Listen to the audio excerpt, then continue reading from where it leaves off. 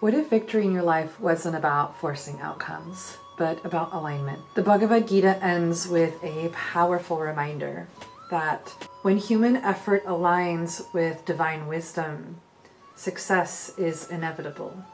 Welcome to your Monday message. I am Dharma Shakti, your host with your weekly dose of something inspirational, your yoga teacher, your empowerment coach. Today we are touching on a verse that is at the very close of the Bhagavad Gītā, and it's one of its most hopeful and empowering verses. Today's video is centered around this verse and the powerful insight that we can get from this verse. This is in chapter 18, the very last chapter of the Bhagavad Gītā, verse 78. This verse teaches us about aligned action. You know, the sacred partnership between divine guidance and human courage. And again, this is coming at the very end of the Bhagavad Gītā, where Krishna has given Arjuna lots of instruction, lots of insight, lots of perspective, many, many teachings. He's offered him many, many paths to take. And it's a very potent verse at the very end of this book. So let me read the Sanskrit for this verse, again, verse 78 of chapter 18. I think it's important that we familiarize ourselves with the Sanskrit, so here we go. I'm going to look at my notes because I don't have this verse memorized. Yatra yogeśvaraḥ, kṛṣṇo yatra partho dhāra. Tatra śrīr, vijayo dhruva matir mama. So let me go over some of these words individually, and you can have the translation of these words. So Yatra means where. Yogeśvaraḥ means the Lord of Yoga, or the embodiment of divine consciousness. Like the word Ishvara, but yogeśvaraḥ.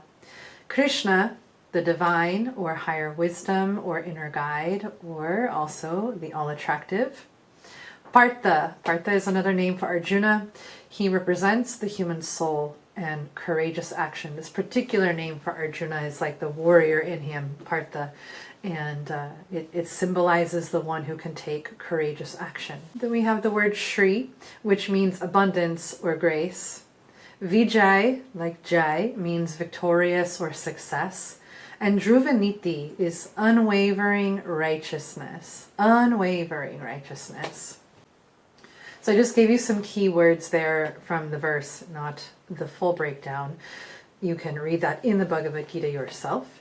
But let me give you a simple explanation of this verse. Victory arises when divine wisdom, and in this context is represented by Krishna, and human action, represented by Arjuna, move together. When they are aligned and moving together. This is not passive spirituality. It's conscious. It's conscious and aligned living. It is an integration between the human and source. And here are my 5 key points for you to chew on as you move through your week. Point number 1 is victory comes from alignment and not force. Now, I know that we live in a world that has taught us otherwise, that victory often includes stepping up and over people and forcing situations and things, you know, to get that victory that you want. But in this context and from the yogic philosophy, this literature specifically is saying that victory, true victory, the ultimate victory in life, all of your victories in life that are worth having, really come from alignment and not from force. In the Bhagavad Gītā, Krishna does not fight the battle for Arjuna. He guides him. Victory happens when actions flow from wisdom, not from fear. So how can we practice this concept in our everyday lives? You can ask yourself before you take an action, is this aligned or am I pushing? Now, it's interesting because there is a word within the yogic tradition, many of you may be familiar with it, this term hatha yoga. And when you study yoga, if you study yoga with me, the word hatha has several meanings, but an older meaning of the word hatha means force. And we, I think, don't understand this concept as Westerners around force. We think that forcing something is making it happen.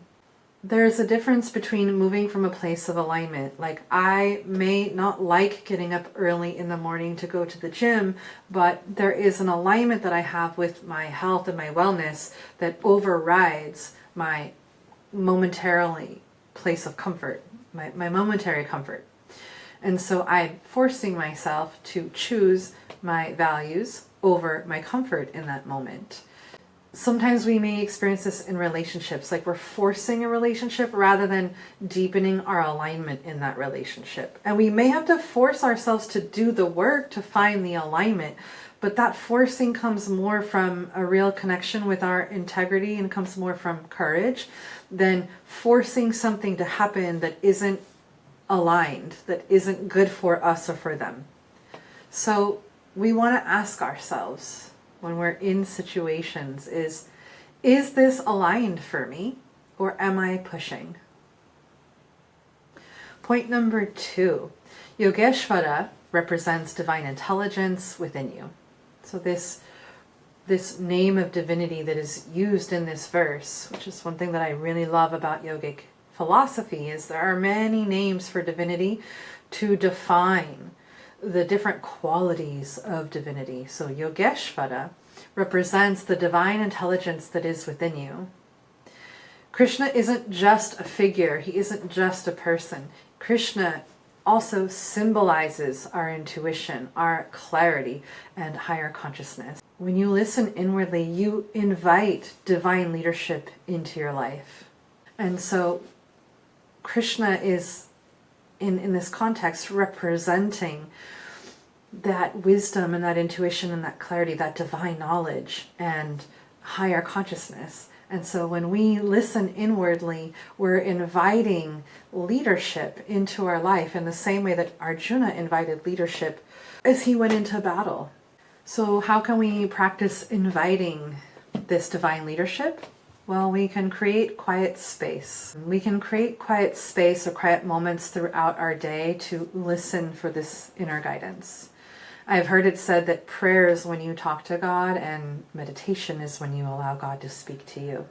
So we can create those quiet spaces, those quiet moments to open ourselves up to receive the wisdom, or what many of us now call the downloads, the insights, by being in those quiet spaces. Point number 3, Arjuna represents courageous and responsible action. Spiritual alignment does not remove effort. It only clarifies it. You must still pick up the bow. So in the beginning of the Bhagavad Gītā, if you're not very familiar with this text, it is about a battle, a war that is happening. And Arjuna, at the very beginning, who is a warrior, he's been trained to be a warrior since he was a baby. And his position in life is to be a warrior. His whole Dharma, every ounce of his presence is really rooted in purpose to be a warrior. And he's a great warrior, highly respected by the kingdom and by so many people. Even what might be called his foes, the people on the other side that he's battling, also respect him as a great warrior. And so Arjuna, he represents this courageous and responsible action of stepping into battle. And spiritual alignment, it does not remove our need for effort. It doesn't remove our necessity for action. It actually will clarify what action to take.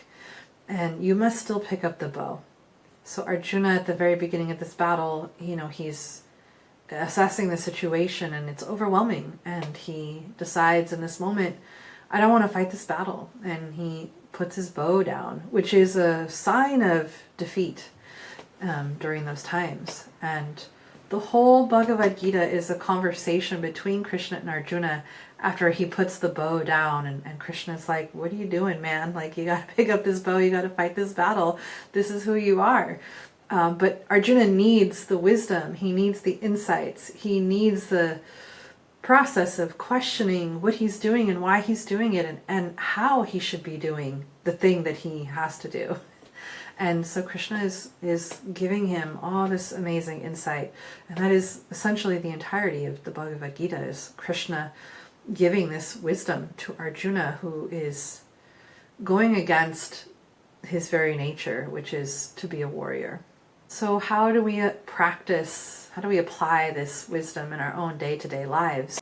We can ask ourselves, what is the brave action that my soul is asking for? What is the brave action that my soul is asking for? All right, point number 4. Aligned action creates abundance and clarity. The verse promises śrīr, which is grace, beauty, things of this nature, and vijayo, or jaya, which is success. Not because of luck, but because alignment reduces resistance. Think about that for a second. Alignment reduces resistance. And when we are entering into situations that are challenging or that are difficult, that require our courage, when we are out of alignment as we enter into those things, there is a lot of resistance that happens, which just makes us fumble. It makes it messier. It like amplifies all the unnecessary challenging parts of it. But when we move into that moment or into that circumstance or into that decision from a place of alignment, courage is still necessary, but we have a tendency, we have more opportunity to do it gracefully. And so how can we apply this concept? Notice where life flows easily when you act with integrity. Or just notice where it flows easier. It may not be easy yet, but easier when you act with integrity.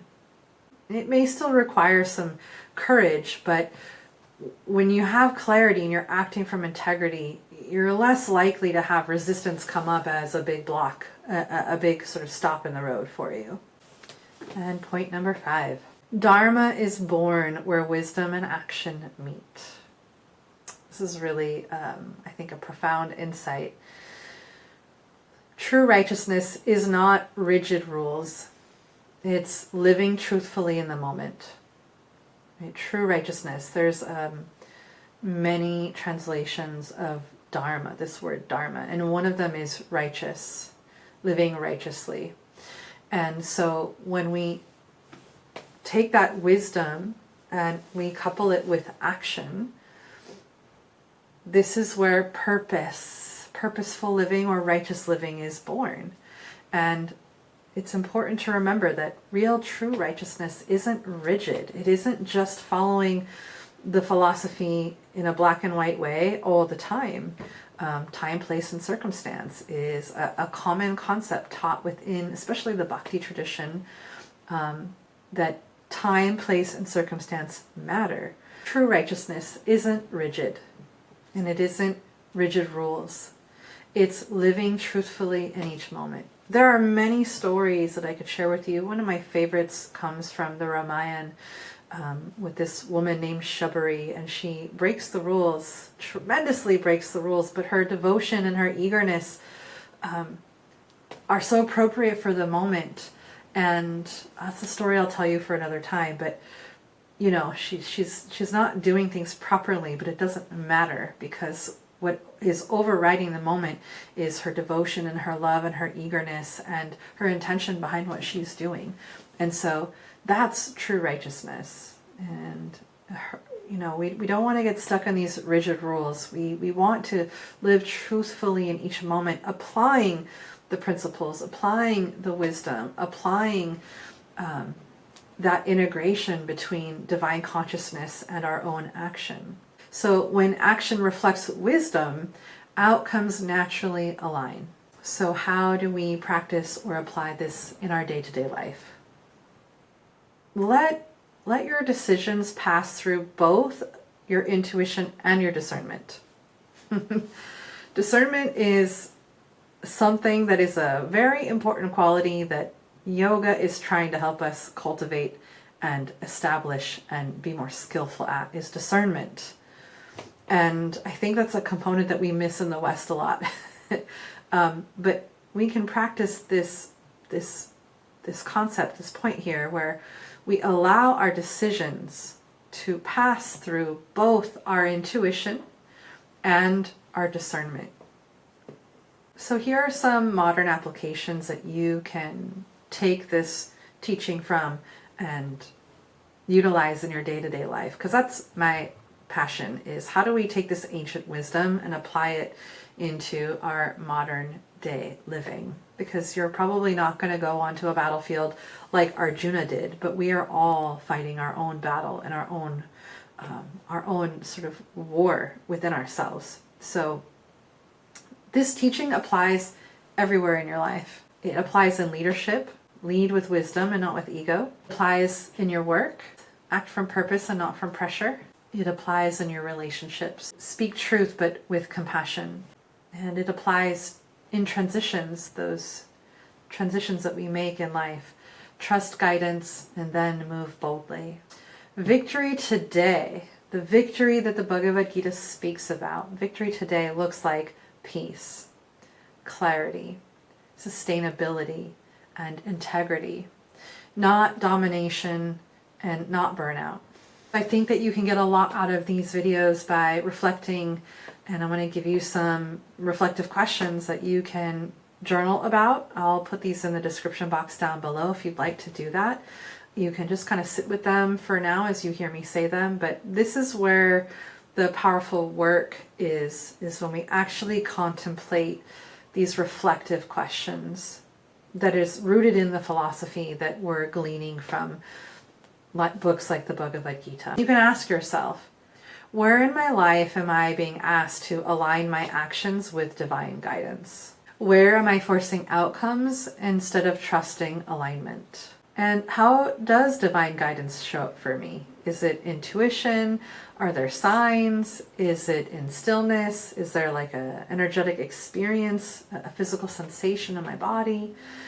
You want to learn sort of your own language, the resonance within your own body or your experience that you're having in life. For some people, it's the signs and the synchronicities. For some people, it's the way that they feel in their bodies. For some people, there's a knowing that happens that they can't quite explain, but it's an experience that they have. So you want to know, how does divine guidance show up for me?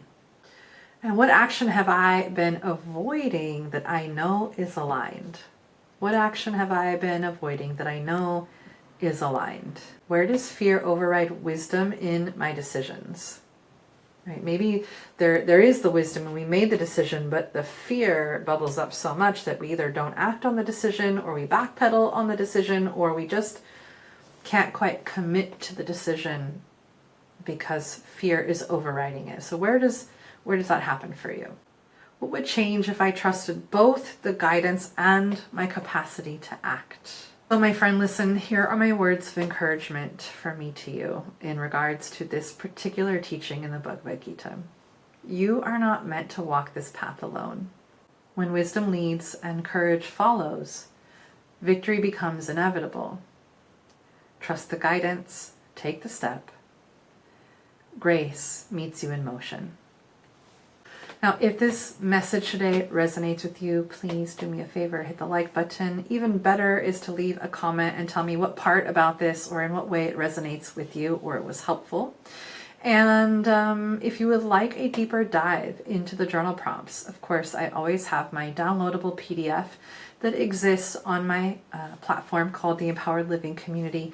You do have to become a member. It's totally free, but you need to make a profile, become a member, join the group, and then you can access all of the downloadable PDFs for the deeper dive journal prompts. I highly recommend that you go there. Also, don't forget to subscribe to my YouTube channel so that you get the notifications of when I post my weekly Monday messages for you. My closing thoughts that I'll leave with you today. Victory is not about winning against life. It's about walking with it.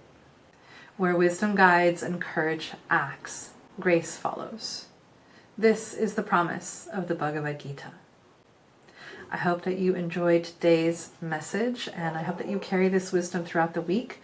And, maybe come back to these reflective questions and ponder them, journal about them this week, visit them a few times, and really dive deep into your own inner knowing. And as you do it, maybe you also you request that the divine guidance and the divine wisdom be present with you as you are showing up with action to get clarity on how you are acting out of alignment and not listening to the inner wisdom and the inner guidance, and you're just kind of trying to force your way through life and figure it all out with the brain and the mind, and without that spiritual wisdom and that divine guidance that is available to you at all times. So I hope that you have an amazing and inspired week, that you show up with courage, and that you allow the divine wisdom to also really flow through you as you say yes to your courage and you take that aligned action.